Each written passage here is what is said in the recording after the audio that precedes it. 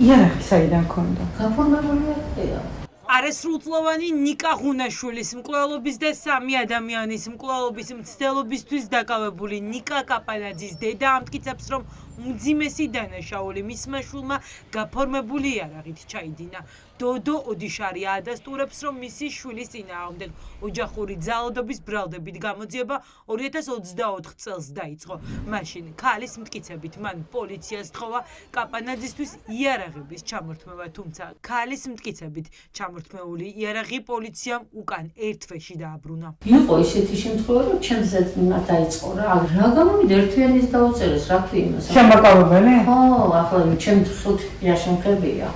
სკამებს ამბობდა ეს სკამ. მაშინ მითხარი პოლიციას ეს ვიღებია წაიღეთ ეს იარაღები. რა გითხოს? წაიღეს. და უკან დააბრუნეს ჩვენ ერთად საკუთრება ესო. და ვერ დავაბრუნე. ეს რამდენი წლის წინ იყო? ზუსტად 4 წელი 5. შენ სამი ქონდა, მაგრამ ხმარებაში ახლა რაც მოხდა იქ ერთი. ისე სამივე გაფორმებული ქონდა? კი. და ძველი გაფორმებულებია ეს? კი. რატომ არ წაიყვანეთ რომ რამე გებრუნავად ან სადმე? არიცვა? იწოდა გამოუშვას? აბა რა, ამ ეპიზოდების კლინიკაში თემქაზე არიცვა?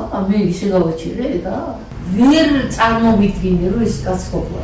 ვერაზე ნიკა კაპანაძის გახსნილ ცეცხლს ნიკოლოზ ღუნაშვილის სიცოცხლე მსხვერპლა. 17 წლის აბიტურიენტმა ერთიანი ეროვნული გამოცდები ახლად ჩააბარა და სტუდენტობისთვის ემზადებოდა, როდესაც ვერაზე მეგობრებთან ერთად მყოფი მოკლეს. კაპანაძის ნასროლი ტყვით დაიჭრა კიდევ 3 მოქალაქე. მათ შორის ბრმატყვია მოხვდა ქალს, რომელიც ჩანიძის ქუჩაზე ტაქსით გადაადგილდებოდა. ბევრი გასროლის ხმა იყო?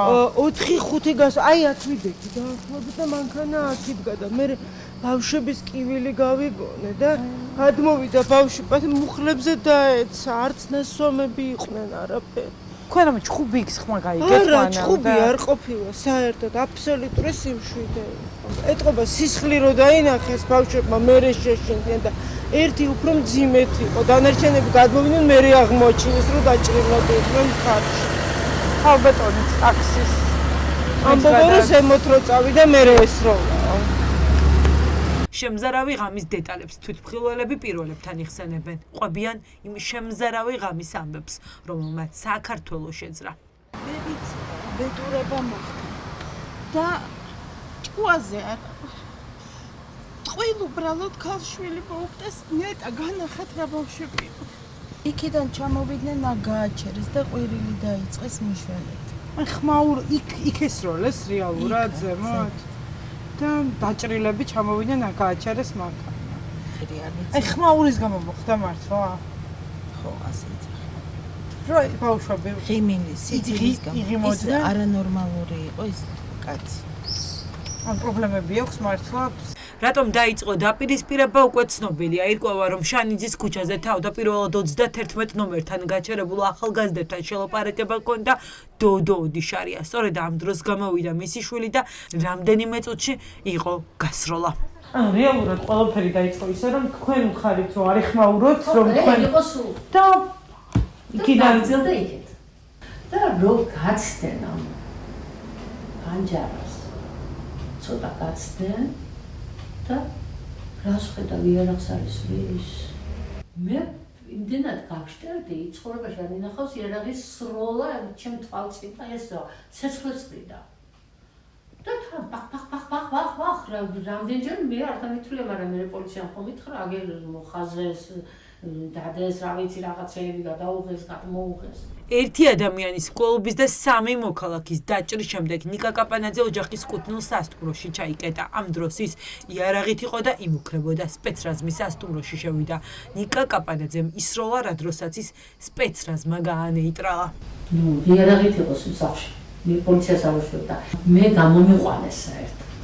არა და მოუწევ ორჯერ ხმა იყო საშუალო და გასროლი იარაღის ხმა არ იყო, რაღაც ხანაირი ხმა იყო. ეშინ მოვიდნენ და სპეცრაზმელები იყო. ეშინოდა და მე უთხარი, ნუ მიხოთ კარებთან, მე მიმიშვით. ერთი მყარი ხოა, მეორე არ მინდა თქვენ დაიხოცეთ მე. მე მესროლოს. არ დამაჩერეს არავ ის ბავშვი არ მომხდარიყო. ძალიან ძნელია დედისთვის ამის მომარანე და ეს მომხდარიყო და ის ცოცხალი ყოფილა. ექსპერტ-კრიმინალისტები შანიძის ქუჩაზე მთელი ღამის განმავლობაში მუშაობდნენ. საგამოძიებო მოქმედებები დილითაც გაგრძელდა. თბილისის შუაგულში ხალხი ამ დრომდე შოკიდან ვერ გამოდის. ჩემი 14 წლის შვილი შეესწრო, მაგ ფაქტს როგორ იყო ეს ძალიან მძიმედ დაჭრილი ბიჭი, უკანა სავარძელზე გამისვენებული და ყველას ეგონა უკვე გარდაცვლილი ისეთ მდგომარეობაში იყო წარმოვიდგინოთ ახლა დაცულები არ ვართ არანა მე პირადად როგორც ახლა მე 5 შვილი მყავს და სულ საფრთხის ქვეშ ვარ მე თვითონ შიშით ცხოვრობ. სისხლიანი ანგარის წორების შედეგად 3 პირი დაიჭრა, მათგან 2-ს ოპერაცია დასჭირდა. ახალგაზრდა ქალი კი, ვინც ტაქსითი გადაადგილდებოდა, საავადმყოფოდან გაწერეს. პაციენტს გაეწია ქირურგის კონსულტაცია, არსებული ჭრილობა დამუშავდა პირველად ქირურგიული წესით, გაიკერა კვანძოვანი ნაკერით და ყომდა პაციენტი მცირე ხნით გადავდებით დახმარების განყოფილებაში, სტაბილური მდგომარეობით გაეწერა ბინაზე. ჩვენს კლინიკაში სასწრაფო დახმარების ბრიგადის მიერ გადმოყვანილი იქნა 2 ახალგაზრდა ბიჭი, დაზიანებით ერთს დაზიანება ჰქონდა მარცხენა მხრის არეში, მეორეს მარცხენა მტევნის არეში. 17-18 წლის ბიჭები არიან. ახალგაზრდები, რომლებიც გადმოიყვანეს, ჩაუტარდათ ოპერაციული მკურნალობა გუშინვე. დღევანდელი დღის მდგომარეობით ორივე არის სტაბილური. ამ დრომდე ალადაშვილის კლინიკაში რჩება დაკავებული ნიკა კაპანაძე. მას თითის ამპუტაცია დასჭირდა. მედიკოსები ამბობენ, რომ პაციენტი კონტაქტურია და ბრალის წარდგენას ელოდება. ნათელი ცნობიერებით არის კონტაქტური, ადეკვატური, იყო უკვე ამპუტირებული თითი, შესაბამისად სრული შეფასება რითი იყო ამპუტირებული თითი, ამის თქმა ახლა შეუძლია. ხამარ ვთქვამს რამე. არა, თვითონ არაფერი. განზრახ მკვლელობის საქმეზე დაკავებულს ჯერ ადვოკატი არ ყავს. სავარაუდოდ ხვალ კაპანაძეს კლინიკაში წარუდგენენ ბრალს და შემდეგ კი სასამართლო მის აღკვეთ ღონისძიებაზე იმსჯელებს.